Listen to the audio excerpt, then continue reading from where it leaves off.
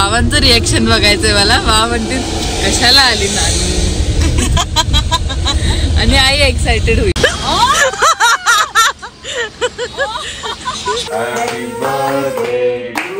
फक्त जेव्हा आई सोबत असतात तेव्हा ते वेज असतात.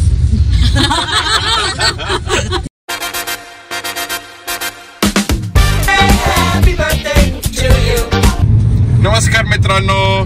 नमस्कार, गुड मॉर्निंग.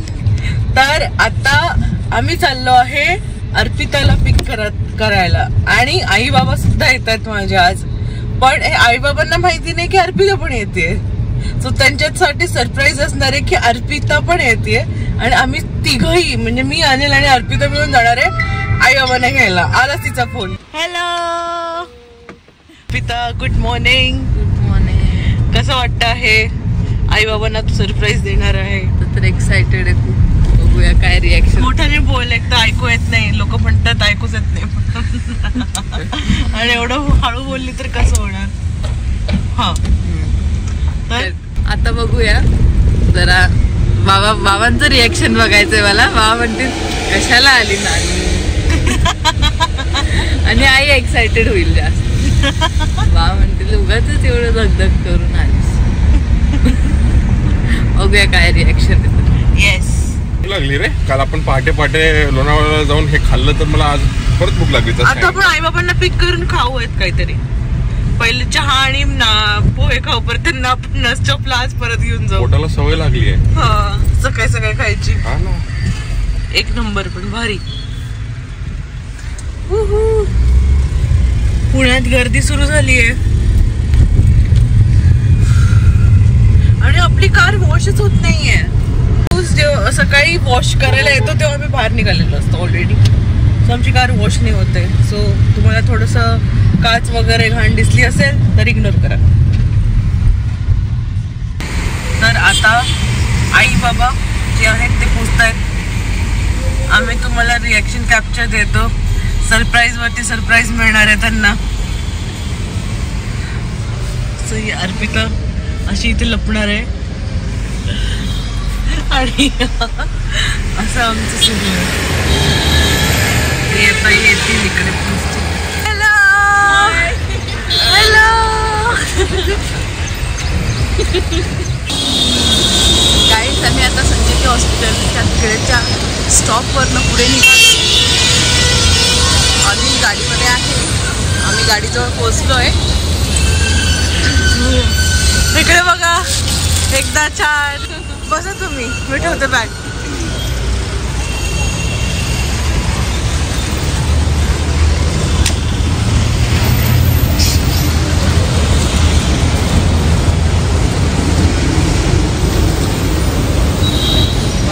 गाडी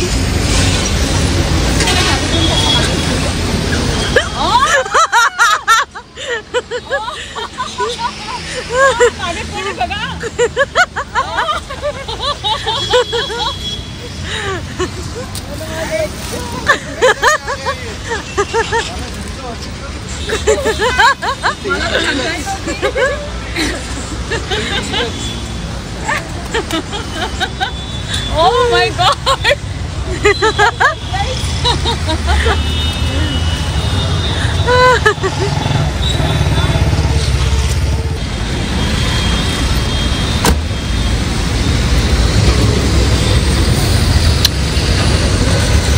माझं बाळ येते. माझं बाळ. बाबांचं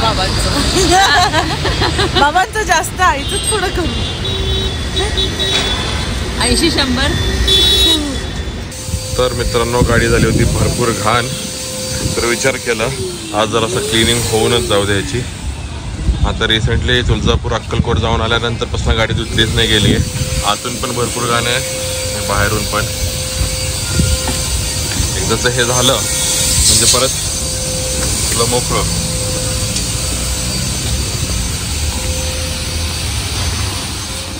वेलकम बॅक गाईज. सो ही आहे माझी आई, तुम्ही सकाळी भेटले असेलच. आणि ही आहे माझी बहीण. हाय हाय. सो आम्ही सकाळपासून ऑक्युपाइड होतो आणि म्हणून आम्ही व्लॉग नाही आज शूट करू शकलो. आणि बाबा पण बिझीच होते सकाळपासून. बाबा आता येत आहेत आणि त्यांचा बर्थडे आहे. सो आम्ही सरप्राईज काहीतरी प्लॅन करतोय त्यांच्यासाठी. सो आज दिवसभर आम्ही लाईक वेगवेगळ्या कामात बिझी होतो. ही घरी म्हणजे ह्यांच्यासोबत सगळं टाइमपास चालू होतो, गप्पा गोष्टी चालू होते. आणि मी आज थोडंसं दुपारी गेलो होतो, हेअरकट फायनली केलं आम्ही, गाडी पण केली आज फायनली. आणि कार वॉशिंग करायला गेलो होतो. त्यात मला खूप वेळ लागला कारण मधनं स्लाइड गेली मधनं स्लाइड गेली होती. तर गाडी तिथंच अडकून होती अर्धा एक तास. त्याच्यानंतर मी घरी आलो, जेवण वगैरे केलं आणि आता फायनली आम्हाला टाइम भेटला की आम्ही ब्लॉग शूट करतोय. आणि दुपारी मस्त छान झोपलो होतो कारण की 2 दिवसापासून झोपलो नाही, झोपच नाही झाली आमची बिलकुल. तर आता आम्ही बाबांच्या बर्थडेचं सांगू पहिले. बाबांचा बर्थडे, बाबा आता येत आहेत. त्याला माहिती नाही आम्ही काय काय गोष्टी ऑर्डर करतोय. ही कधीची शोधतेच आहे, तिला भेटतच नाही काही. मी ऑलरेडी केक ऑर्डर केलेला आहे. मी ऑलरेडी केक ऑर्डर केलाय, केक येऊन गेलाय. ऍक्च्युली केकचं यायचं टायमिंग आणि बाबांचं टायमिंग सेम होतं, पण बाबांना ट्रॅफिकमुळे उशीर झालाय आणि केक ऑलरेडी येऊन गेलाय. तर त्यांच्यासाठी सरप्राईज आहे की हा ऍटलीस्ट केक आलाय.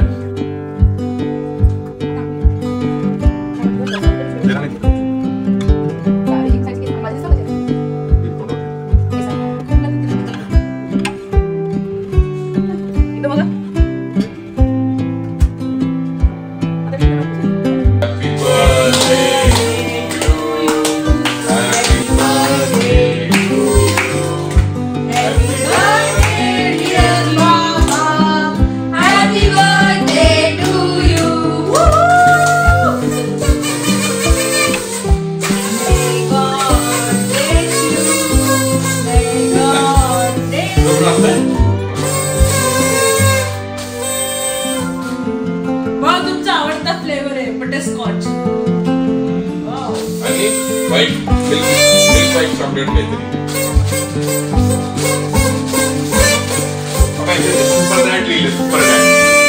सो केक त्यांना दाखवा ना सगळ्यांना केक झूम कर.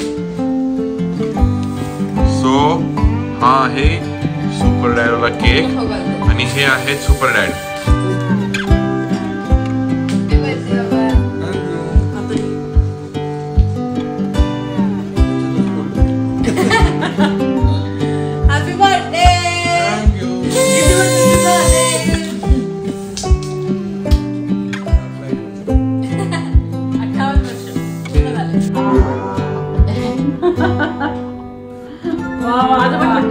Happy birthday.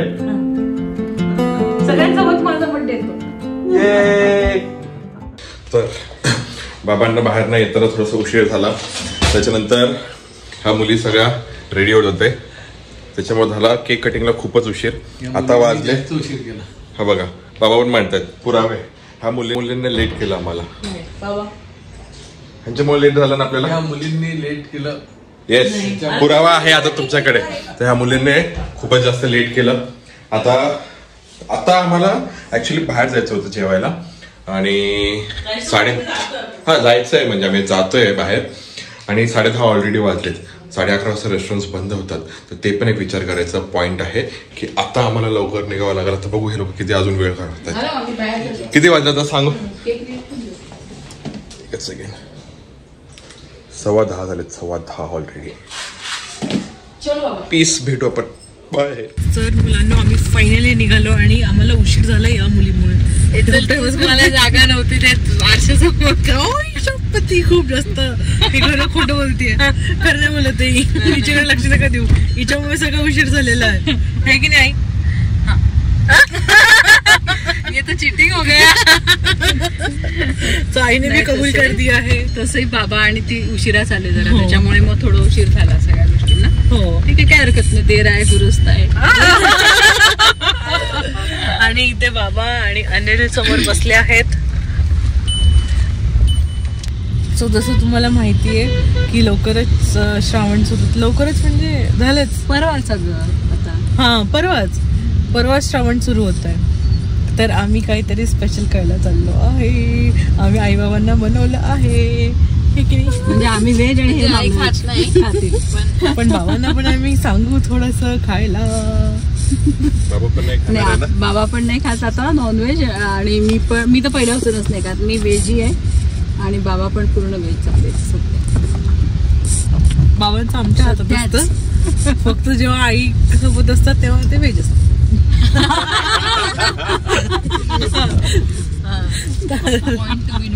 बरोबर आहे की नाही? तर आता आम्हाला एक गोष्ट आठवली अर्पिताची. खूपच मस्त म्हणजे नेहमीची गोष्ट असायची. आम्ही कधी हॉटेलला गेलो, मशरूम सूप मागवलं, मशरूम करी मागवली की अर्पिताला सगळे त्याच्यातले मशरूम लागायचे. प्रत्येकाच्या म्हणजे आम्ही सूप मागवायचो आणि त्या सगळे सूप मधले सगळे मशरूम अर्पिताचे असायचे आणि ती यायची खेळायची, स्लाइड वगैरे करून यायची आणि मग आल्यावरती एक घास मशरूमचं खायची आणि परत जायची. हे तिचं नेहमीचं लहानपणीचं पेटंट होतं की कोणासोबत जरी गेलं तरी एक तरी तिला एक व्यक्ती तिच्यासोबत लागायचा की ती इतकं खेळायची तिकडे की कोणीतरी तिला सांभाळायला एक बाजूला जायला लागायचं कोणाला तरी. आणि मशरूम सोबत मशरूम खायले सगळे मशरूम पूर्ण खाऊन टाकायचे. ती नेहमी करता लक्षात राहणारी गोष्ट आहे की कधी गेलं तरी अर्पिताने ते मशरूमच संपवलंय गेल्यानंतर. आणि आईचं स्वेटर टाकायचे. आणि किती जरी थंडी असली, तिचे स्वेटर घातलं असलं तरी ती माझी ओढणी तिला लागायचीच. तिथे गेल्यानंतर ती लगेच ओढणी काढून खेचून परत स्वतःच्या अंगावर घेऊन परत खेळायला जायची.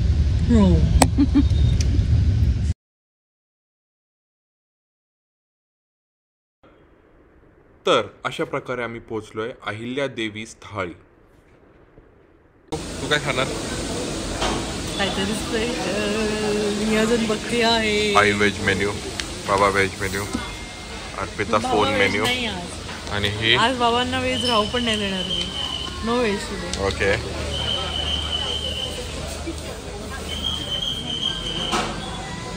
टिडिंग. व्हेज थाळी मागवली आणि पहिल्यांदा पुढे तिला व्हेज थाळी एवढी भारी मिळाली.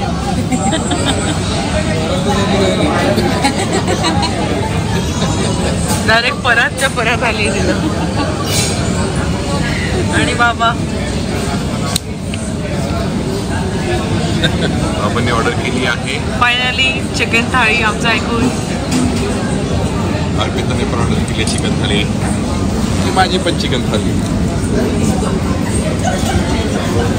बघू तुझं कोणत्या भाकरी ऑर्डर केली तू? ज्वारीची की ज्वारी? माझं पण ज्वारीचं भाकरी.